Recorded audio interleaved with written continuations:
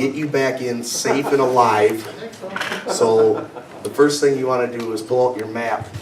And this is a little chunk of St. Clair here I pulled up.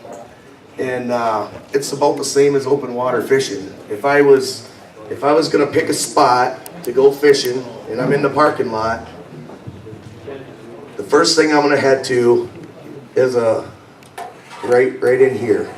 I got real tight lines, I got a real fast drop. Then walleye are gonna be on these fingers. There's a couple things walleyes really like. Fingers, points, humps, and holes. Always find a finger, a point, a hump, and hole. And Lake St. Clair has it all. You got a hump, you got to drop into a hole flat, and then walleyes are going to be cruising around. I'm not going to fish right on the drop. I'm going to pick the flat right here. I'm going to pick that flat, and that's where I'm going to set up. And it's the same as you know, showing up someplace doing tournament fishing. You're going to look at your map, and you're going to figure out where you're going to fish. So that would be the very first thing I'd do. And if anybody's got any questions, stop me, because I'll just keep rambling. Where's that map showing? Where are you at right there? That is something I pulled off of Google. That is Lake St. Clair. Where is that? I have no clue. Hey, that's a big lake. I have no clue. Actually, I cropped it just to fit in here better, because this is all I needed was just this finger right here. You know, up here's a good spot too. Inside turn on a drop in a flat. There's another spot I would pick to fish. Like I said, I'm a better fisherman than a speaker, so if you guys have questions, just stop me, because I'll ramble from this subject to that subject to everything in between. There's no rhyme or reason. But I'm just kind of going through like we're going to pick something to go fishing. So anyways, we found out where we're going fishing. And when we run offshore, our map's going to draw us a line right to there. If we catch fish, I'm going to put a waypoint, and I'm going to follow that exact line back in. This is unlike open water where you can kind of see where you're going. Your trail is a little bit more, what's the word I'm looking for? Important on the ice, because you might have went over 3 cracks, 2 shoves to get out there. You know, you want to be on the exact trail coming in. This is your most important piece of equipment on the ice. And there's a couple different ways that I pull this up. You know, I run these Lowrance Elite 4s on all the handlebars of my equipment, and they got a mapping chip and a Navionics mapping chip. Or you can even use your phone. Navionics has a phone app that you can pull up, and it'll run a trail out and it'll run a trail in. And like I said, even if I was walking 10 feet, I'm going to have a trail. It's that important. So once we get out there and we figure out we're going to fish, we're going to pop some holes. Okay? And we're living in a new day and age. The new day and age is lithium augers. I know they're expensive, but how many people in here fish perch? All right. What's the worst scenario of a perch fishing day? Because you know perch bite right at daylight and kind of in the dark too. Worst scenario, shallow water, guy shows up with his Jiffy 30. Seems like it doesn't have blades on it because he's running it wide open for 45 minutes. You ain't gonna get no perch. So the new lithium operated augers is just a no-brainer. They always start. You don't put gas in them. You don't pull on them. They're stealth mode, and you're not spooking your fish. And I take it very serious when I'm fishing, just like deer hunting. I don't walk around when I'm deer hunting. I stay in the tree. I don't make noise. In 20 foot of water, I've had people walk up to me and drive snowmobiles up to me, and then fish get right in the dirt. They will not bite. I take it very serious, just like deer hunting. I don't want my buddies getting bored and walking around crunching ice. It's all about stealth mode. So we'll pop some holes, and the first thing I usually set up is a dead stick. This year on our ice charters, the dead stick has been our hottest ticket. Our fish, we got very cold weather and a lot of ice. and they're very finicky this year. So dead sticks are our hottest ticket. And I don't want anybody to be afraid to use dead sticks. It's a great tool. I mean, I know people want to sit there and jig, but lately it's been sit there and look at Facebook and wait for them to come in and hit the dead stick. How we run our dead sticks for walleye is a very small hook. I run a number 12 hook. I want a real small hook. Got one short arm. And when you weight your dead stick, I go and I see a lot of people just put a bobber and a split shot on. And walleye are very, very fussy with their live bait. They're not like pike or trout. So what I do is when I put my bobber in the water, I weight it neutral buoyant with however many split shots that it takes to just hold that bobber under the water a little bit. I don't want it sticking up. So when that walleye takes that minnow, I don't want no resistance on there. I don't want him to feel, my dead stick sits with the bail open. Even the mono curling off, he can feel that and he'll spit that minnow. So I'll pull out a pile of line and just let it lay over there like a mess. And I'll let him pull that away.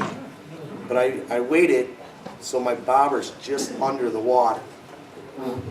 Because what a walleye does, if you've ever tip up walleye, you don't go up and just set the hook on them. A walleye will grab that minnow, he'll swim 10 feet, and he'll sit with it. And then a couple minutes later, he'll reposition on it, and he'll swim 10 feet, and he'll sit with it. They don't just run off like a pike or a laker. So sometimes when my bobber goes under the water, I'm a smoker. I'll smoke 2 cigarettes and look at Facebook and keep jigging. It's just, I'll let that bobber go for 10, 15 minutes before I even decide to set the hook, because I'll see a couple curls go off. A couple minutes later, a couple curls will go off. You want to make sure he's got that hook in his mouth. Walleye are really finicky with like that, Perch will take a whole minnow real fast. When I hook my minnow, what I do is, a lot of people will hook their minnow through the dorsal fin. Well, they stay alive, but they don't swim much because they're just hanging there. They're just chilling out. They don't have to swim. What you want to do when you hook your minnow is you want to hook it between the dorsal fin and the back of the tail. And then your minnow will point down like this. So all he's doing is he's trying to get away. You go through a lot of minnows because they'll kill themselves and tire themselves out. But if you see your bobber quit moving in the water, I put a new minnow on. I always want a fresh minnow. I hook him by the tail, so he's always trying to get away. He's always trying to stay upright. He's always moving. And the walleye like that. It seems like when you hook them by the dorsal, they just hang there and chill out, do nothing. Then walleye will come look at them and not even bother with it. So you want to hook your minnow right. And once I get that set up, we wait for a fish. I'll do that before I even set up my fish finder. I want to be fishing ASAP. I don't want to be horsing around setting up all this electronics and losing out on fishing time, because as a guide, minutes count. I mean, we got a trip in and out, that's taking up their minutes that they paid for. And so I want to get the dead sticks rolling. So we'll set up the fish finders. And is there anybody in here that walleye fishes on the ice? One guy? Holy smokes, 2 guys? Alright, I'm going to show you something here on these fish finders.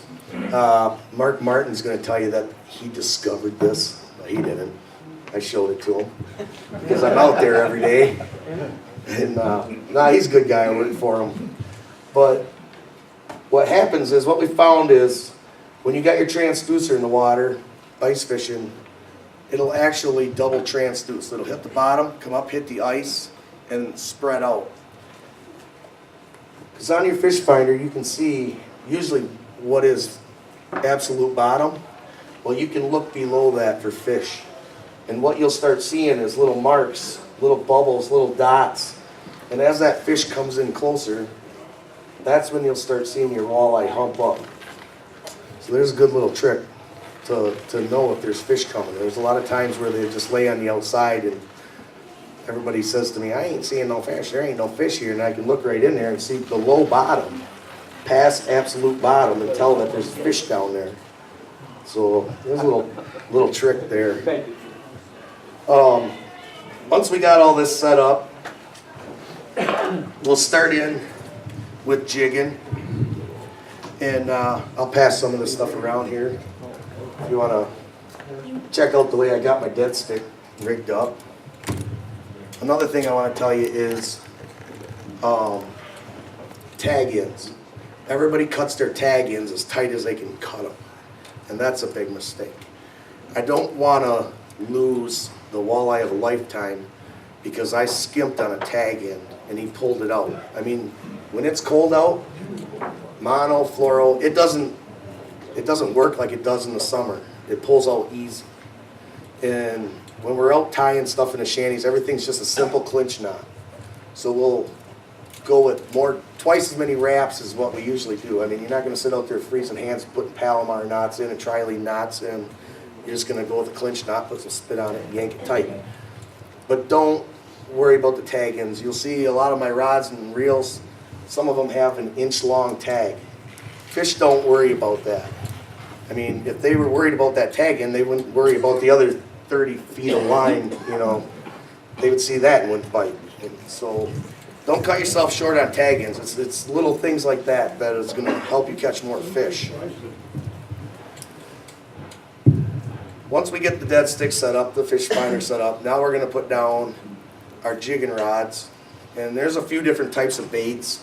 I didn't bring them all with me, I forgot. But spoon is my #1 bait.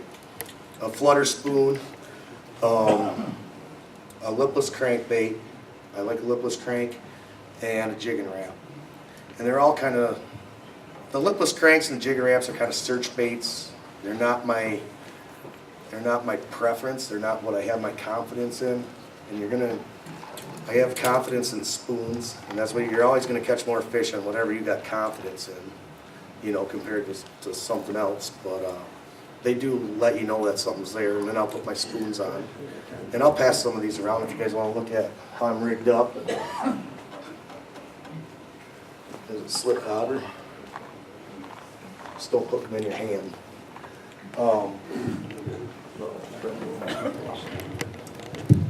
When you're jigging for walleye, the key is to stir mud. Walleye in the winter are dirt dwellers. They live in the mud.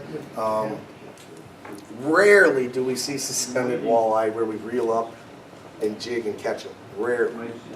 I mean, they're so tight in the mud that a lot of times you have to be really proficient with your sonar to even tell they're under you. It's just how they are. It's how they operate during the day. I think,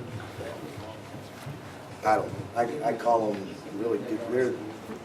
They're Saginaw Bay. They're basically the same as carp. They act the same as carp when they feed, but they taste a lot better. But walleye are nocturnal feeders, so we got little lights on our rods. You always want to keep your lures glowed up. It's just that the extra, you know, you're stirring that mud up so their lateral line can feel that vibration in the water.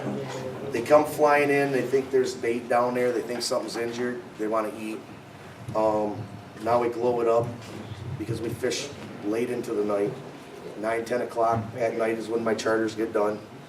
We're still fishing. It's usually after dark bite. So we glow up our lures and jig it. I mean, right now our fish are real fussy. It's not like perch where you feel a perch hammer your bead. Right now we're stirring up mud and we slowly lift up about that fast and they're just on it. Everybody thinks a walleye is a super aggressive predator, and you know, in the winter they're not. They're more fussy than perch. They're hard to catch. So we'll start jigging.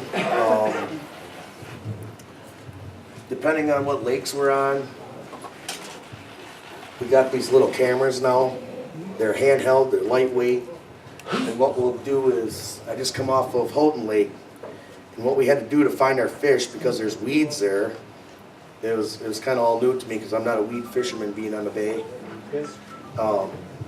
We had to drill holes all the way down that steep drop and then drop the camera in to find the open pockets to where these fish were feeding.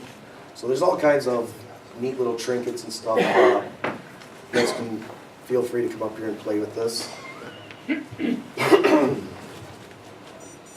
Any questions from anybody? No questions? You're supposed to be asking questions, Where are you man. fishing Saginaw Bay? I fish out of the east side. I'm not a big Windward side fan. I don't like crack jumping, and I don't like dropping in the holes and half dying. I fish out of the east side. We got better structure, and we always got good ice because of our, we always got a predominant west wind. So we always got ice on the east side. That's where I fish out. East side, that would be Sebring, Caseville Unionville, or- Caseville. We start at about Wildfowl Bay up by Caseville and work our way down to Quantico. Oh, okay. Do you ever use super glue on your knots? What's that? You ever put super glue on your knots? So they don't come undone? No, not usually. I mean, you double wrap a clinch knot and you're fine. Yeah, I'm just a tag guy.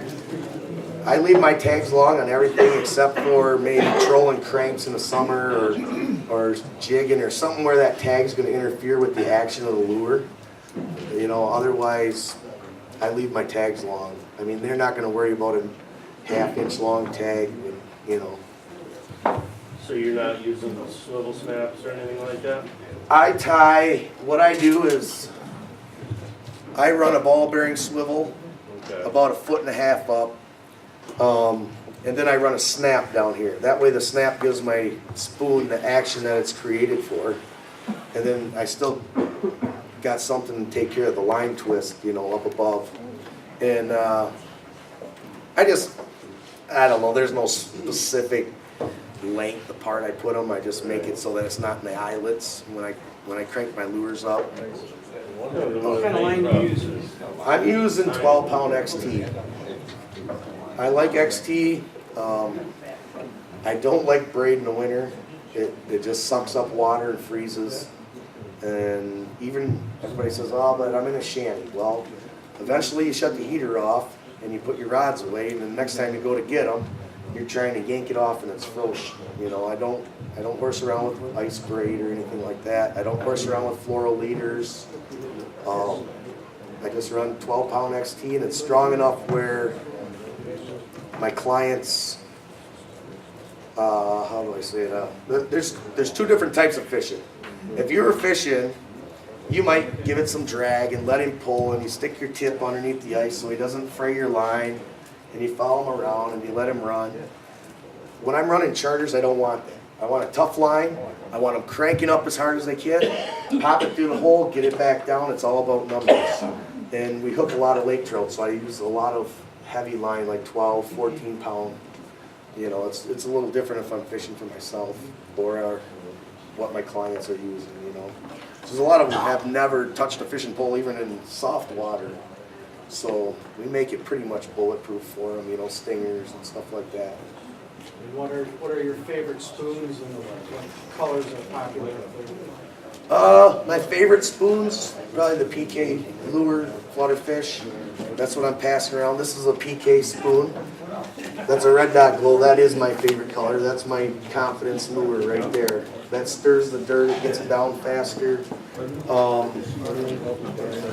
It depends on the walleye's mood too. I got one right here. This is a Glow Wonderbred dew jigger. And the dew jiggers I'll use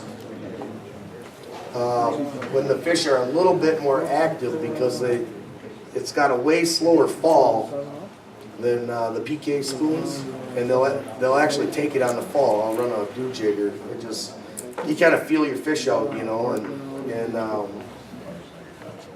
different lures act different. Is that a rod that's already set up, or you buy a separate rod? Or is that something you buy packaged? No, those are 36-inch Fenwick Elite Techs and Okuma Avenger 10 reels, and I run the Okuma Samar 10 reels. So it's not a combo thing, you just. No, it's something I put together. And I like 36-inch rods. I mean, we're fishing big shanties, we're pulling big Lakers, big walleye, you know, and I want something with a backbone, but yet a fast tip. Because when I hold my rod like this, and I stir a lot of mud. I spend most of the time stirring that mud up in the bottom. And I'm going to show you guys something. This is patent and pending here. This is the Brandon Stanton mud stirring technique. And this is exactly how I stir mud in my shanty. And everybody looks at me like I'm crazy. But I'll reel down. I only like about an inch of line between the water and my tip. And that's laying on bottom right there. And I'll sit there for 15 minutes going like this. Like that. That's how I'm jigging. That's how I'm stirring up this big mud plume. And that's what calls your walleyes. I've seen the river, we use freighters. Yeah, that works too. I've seen people net behind freighters. Yeah, we use freighters. But no, in the wintertime you want to stir that up. I mean, that's what gets them in. And those are 36-inch medium heavies. There's a lot of times out in the bay, we get a lot of lake trout that come out of the big water to eat our perch. They're just, everybody's got their lake trout thing, but they're just a nuisance to me. They're eating all of our perch, they're eating all of our small walleye, they eat everything. And we're pulling 20, 22-pound Lakers, so I want a good stout rod with good line. After you got it stirred up, Yes. do you go back to a rhythmical jig, or do you lay it on the bottom, or what do you do? I'll show you here. What I do is I stir up that mud, and then this is just kind of what I got going on. I'll stir the mud up, and then I'll pull a couple big jigs so they can see that lure fluttering, and then I sit and let it hold still. Maybe that far from the bottom, and then I can see if something starts moving on the bottom of that screen. If that absolute bottom starts humping up somewhere, I know there's a fish in the mud. Lately, they've been taking it while we're stirring mud. They want it down in the dirt. They don't want to be aggressive and chase it up and down. They want it in the mud. They're kind of finicky right now with this real cold snap thing they had going on. That's right. Other times when I jig, 30, 36. Other times when I'm fishing, I'll leave about an inch or two of slack between my rod tip and the water, and I'll just jig it real quick. But every time that jig comes down, it'll actually flop in the mud. You know, it'll just go up and flop in the mud. Flop in the mud. Just like you'd be jigging the river, you know, with a lead head. And except for after a few times of that, you gotta let it sit. And then you lift up ever so slow, and he'll either be on there, or if you don't see a fish, you still wanna lift up real slow, because you'll start seeing that bottom coming with you, you know, then it'll break away and you'll see that fish is in the mud. Because I've been out in the, if anybody's familiar with the slot, out in Saginaw Bay, 18 foot of water, crystal clear, you can see the bottom. I've seen 30 walleye come in, and they'll wiggle just like turtles down into that sand, and their eyes will be poking up. And they'll just sit there, and you won't even mark them on the graph. They'll just sit there until that so-called witching hour when they decide to feed. Once one pops out to eat, they all pop out to eat. They're kind of like dogs. They're real competitive. You know, none of them will eat. If they're not eating, they're not eating. But if one tries it, all of them will go. Now, are you putting wheels on those spoons? Yes. What? How far out are you going when you're going and case still? You get to 18 feet of water. You gotta have a machine. Yeah. You're not walking there. No. You know, I wouldn't say we're fishing any closer than the slot right now. We were fishing Wildfowl Bay, but actually right now my charters, we're out about 16 miles. 16 miles. Close to the charity. We're actually, I'm doing my charters on the triple humps or the 4 30-foot humps. right between buoy 1 and the Charities right now. That's where we're going.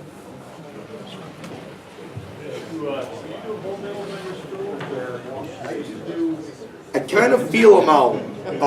If I'm running a jigging wrap, I usually only use a head because the whole minnow kind of interferes with the way it works. And usually you just knock the whole minnow off anyways when you're beating the dirt up. Otherwise, I feel the fish out. You know, last week I had a lot of clients were losing fish at the hole. Well, I looked at their minnow, and their minnow was chopped in half. The fish weren't even grabbing the hook. They were just holding onto that minnow. So I know to tell my clients to pinch that minnow in half so that way they get a better hold on that hook, you know. You got to kind of feel the fish out. I used to do just take the head and put it on a shovel on a spoon, drop the rest of the minnow in the hole. Sometimes if you go home clean them up, usually you're catching a big bad walleye and perch. You clean a perch and you're finding your minnow. You'll find them. Perch. But like Lake in the Woods, I've been up there walleye fishing. And it starts off first light walleye, then it switches to sauger for like a half hour, then it switches to perch, and then in the afternoon reverses. Yep.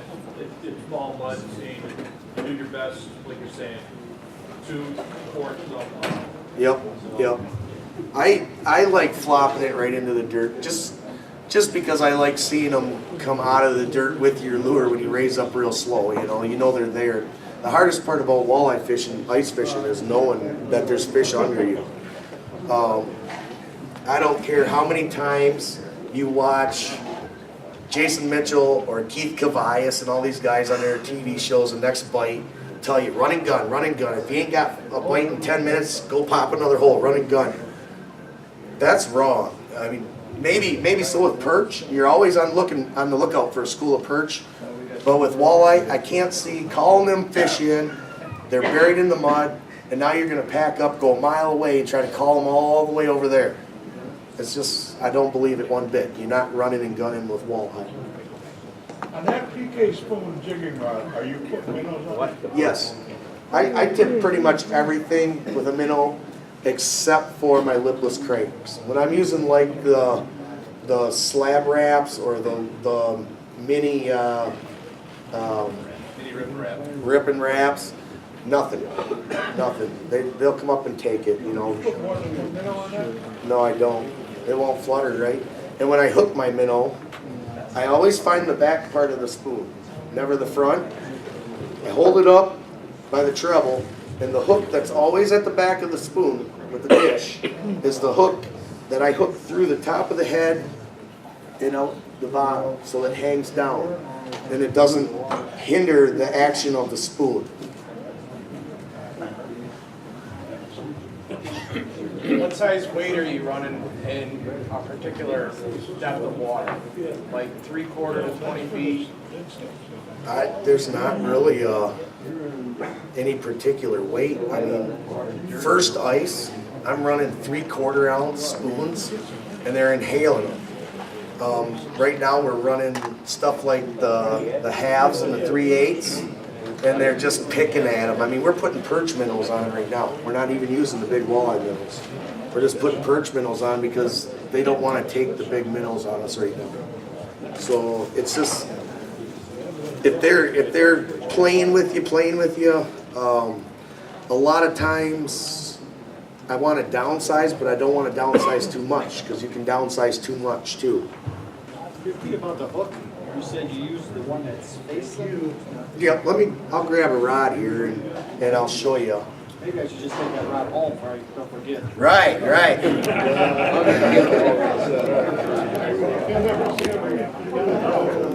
All gone? I got another one. I got all kinds of rods. Okay.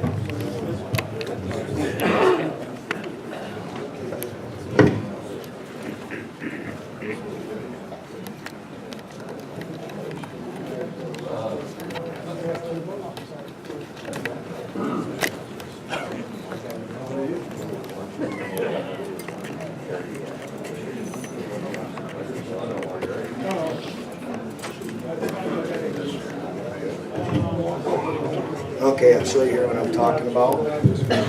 This one's got a moonshine spoon on it. I really like the moonshines because they can go. And you're not using any spoon shot on it. No, not on the spoons. No, the spoon is, it's gonna go down and just flutter down, you know. Okay, so what we got here is, let me set this microphone down.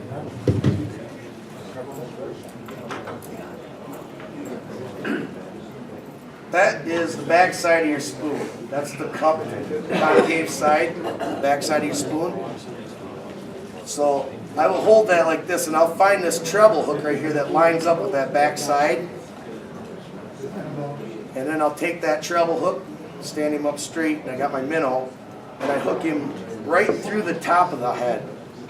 Through the top, out the mouth. That way, them walleye, they're like perch. They'll pick at it too. They're very good at, you know, you'd think such a big fish is, he's pretty precise at picking stuff off your lure.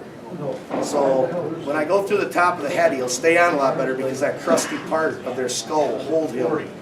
You know, he'll dangle down just like that.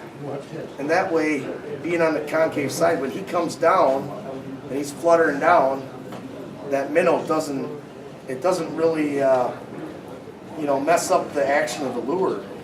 Where if you have it on the front side, it just kind of folds and falls straight. You don't open up your hook at all. You don't open up jig or anything. No, no.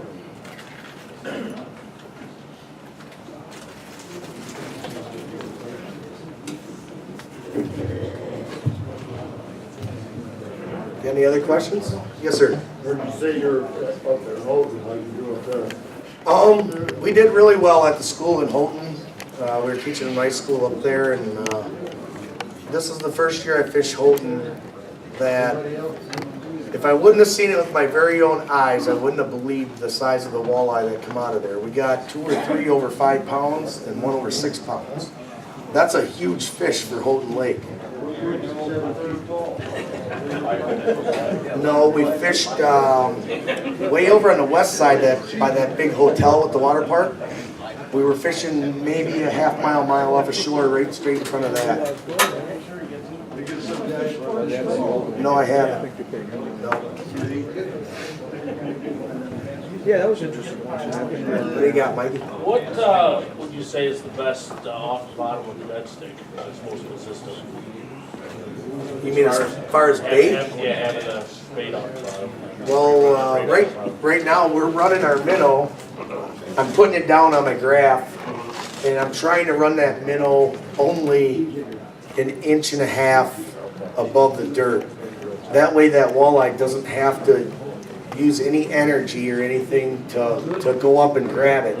He can sneak in, and there's times I won't even see him on the graph, and I'll just see my minnow start dancing on my bobber, and he'll take off, and I'll just let him go. I don't want to set the hook right away because I want to jig up if there's a couple more with it, you know. Anybody else got any other questions? You don't use a Vexilar, or you use a regular grab?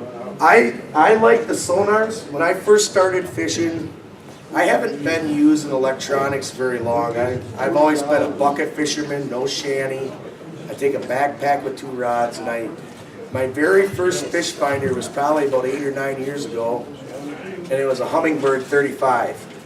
So I started out with a flasher, but as I progressed in the walleye fishing, I realized how much better I can read the dirt, read what's further out off my cone, see the fish humping up. It's one of them things that's probably all what you're used to. You know, once I started with the sonar, there was no going back for me. I could just read it. And actually, ice fishing with a sonar has completely changed the way I looked at the bottom of my graph on the boat when I'm running and gunning in a tournament or something. You know, as far as trying to find fish laying down in the bottom. It's once you get staring at it all day, it's different. But it's all what you're used to. A lot of people like Vexilar, I like sonars. You always use live bait? You use plastics? I ran some gulp up in Houghton, but basically on the bay I'm always running live bait. You know, if it works, don't fix it. You know. So, and they like them blue shiners. What do you set that right on the ice?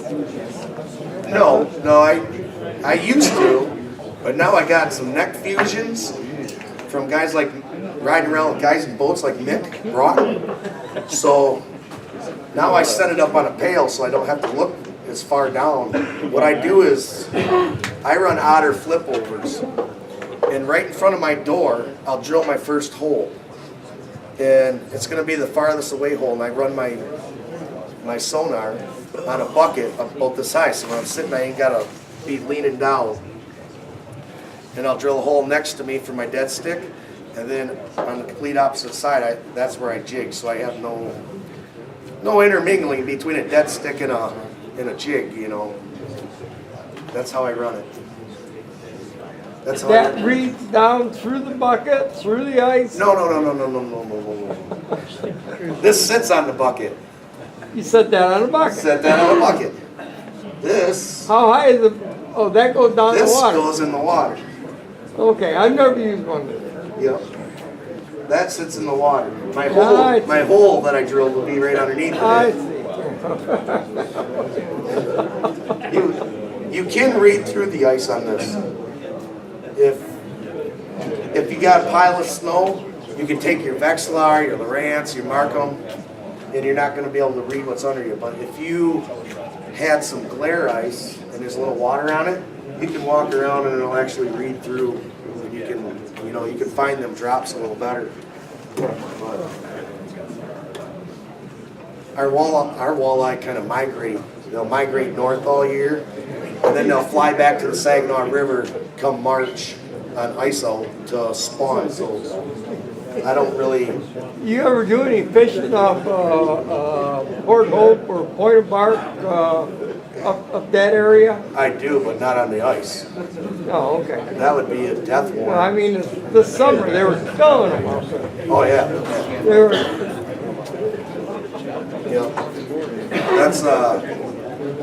That's a good spot to fish in the summer, but you don't want to ice fish that. You won't make it very long as far as like life expectancy. No, I've never ice fished in Lake Erie. I'd rather ice fish than do anything else. I camped with Captain Jerry at Motor City every spring in April, and I'm doing bay charters and stuff. But to me, there's just nothing like ice fishing. I love sitting on a bucket. I'm cold-blooded, and that's where it's at for me. It's kind of what I'm known for, Yeah. Ice fishing is what I'm known for, and that's what I love. I like to troll for walleyes. Or if you can find perch, sit there and just keep pulling them up. See, I only perch fish on my days off. That's my relaxation fish. Then I can crack a beer and sit there with a pole and put them in a line. But we usually don't get too much relaxation time. Anybody else got any questions? Yeah, what's your name? Brandon Stanton. I met you a couple times, Jerry. What time do you take your charters out? What time is the active time for walleyes? We do 2 charters a day. We do a 6 in the morning until noon, and then we do a 2 in the afternoon until whenever we decide to call it quits. I mean, lately we've been coming in off the ice at 10 o'clock. I'm not a solar-powered fisherman. There's a lot of guys out there that, I call them solar-powered fishermen because as soon as the sun goes down, they're all freaked out and they're firing up their quads and they're spooking your fish and they're going in. I'll sit out there till 10 o'clock at night as long as the fish are biting. I try to make sure my clients come in with their fish. So I try to give them their money's worth. Did they raise the limit there in Saginaw Bay? Yeah. It's up to 8 now? It's up to 8. That's And where sometimes does why that- we're sitting out there till 10 because, there's a lot of times it's hard enough to get 5 and now the clients all want their 8, and Where does that 8 boundary extend to? they call it it's the same as the lake trout boundary. The MR4 boundary or whatever it's called, I don't know. It goes over by Whiskey Harbor, over by Port Hope, and Okay. comes back to the bay. Okay. See, my grandson charters lake trout and salmon and steelhead, and he runs mostly out of Harbor Beach. Who's that? Joe Schoaf, I'm trying to think of the name of the boat. Oh, the only one I know there is Jalen. You know, Galen, Jalen. yeah, out of Harbor Beach. Yeah. But he goes, they run out on a decent days. He takes them 22 miles out, what they call the hump. Yep, that's on the Canadian border. That is actually the reef. He's just inside of the outside of the Canadian Yep. border. They limit out a couple hours. Yep, I know exactly where you're And talking. some big ones. But mostly now Lake Huron is almost all lake trout and steelhead. Well, we got a very, very good Atlantic salmon fishery coming up. We've been getting a lot of them. They're fun and they taste tasty. Where at? Harbor Beach, Port Austin, Oh, Port okay. Hope, Lexington. They're planted Yeah, in he's Lexington. caught a couple of Atlantic salmon. But he got some coho. But they run out there, and of course it takes time to run out there, 45 minutes or so. But they only fish a couple hours, they got the limit. That's what you're They're supposed to coming do. back. That's how you make money. I didn't count it. No. Are yours permanent shanties or are they? Nope, I pull out the Otter XT Pro Lodges. Like that one? No, this is a hub style. I brought this one in because Eric's thinking about getting one for his dad, and I wanted to show him what it was like. And you got heaters in there like Mr. Buddy's or? Yep, yep, yep. Where do you use, do jiggers? Do you use any switch pimples? I don't do the pimpling too much. Used to when I first started. Now there's just you know, walleye fishing, the advancements in it. Ice fishing has come so far. There's so many different things to use. I've kind of, you know, shied away from the pimple. More action with those spoons? Oh yeah, yeah. His boat's a foolish pleasure. What's that? Foolish pleasure. That's the name of his boat. I've seen that boat there. Have you seen it? I've seen it. That it's a 26-foot Thompson Yep. hardtop. That's what it is. I had to think of the name. My brain don't work sometimes. Got any other questions? Get out past, I normally fish off Thomas and I'll go out Right. 4 miles and you're on the slot over there.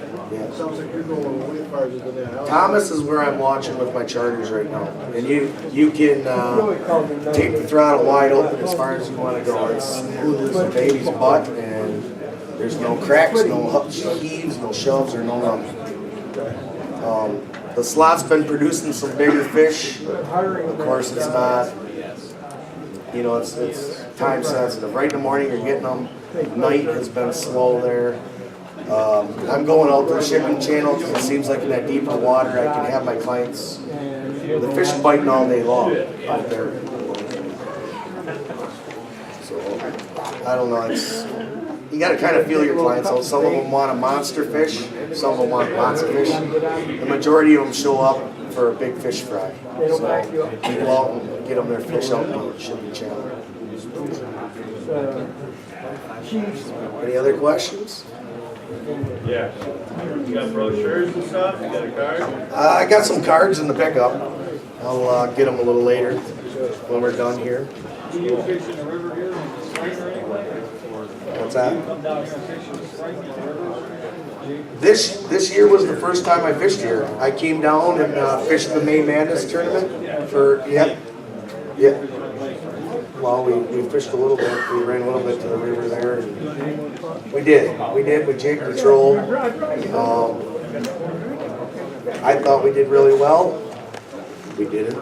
The locals kind of, you know, showed us, they handed us our ass, but I had a great time, and I'm going to be back again to fish it. It's a fishery. The fish I seen, the fishery you guys got here is awesome. There's plenty of fish, and that's one of the fun parts about doing it for me is figuring it out, you know. And, Down here in the early spring, March and April, in the rivers. You'd be good Oh, yeah. Yep. Before last spring, as far as the stuff I fished with Simbads, yes. You ever target the Caseville lake trout or just kind of an accidental? No, every year I do a little video, kind of a first ice thing there, because the lake trout are in. And this year I did my little video and posted up a picture, and I accidentally put the blue railing in the background, and I got 10,000 hate emails about how I single-handedly destroyed Caseville Harbor. And it was packed. Town was packed. Yeah. You start fishing for Usually end of July, mid-July, you know. We're over that way. I got a lot of clients. I don't really do just strictly May walleye trips. We do a mixed bag trip that we start about end of June, beginning of July. We'll go out and get a limit of Lakers, pull a bunch of steelheads and cohos, a few Atlantics. And the walleye that we're picking out of that 150 foot of water, they're big. So I've been doing a lot of these mixed bags trips all summer.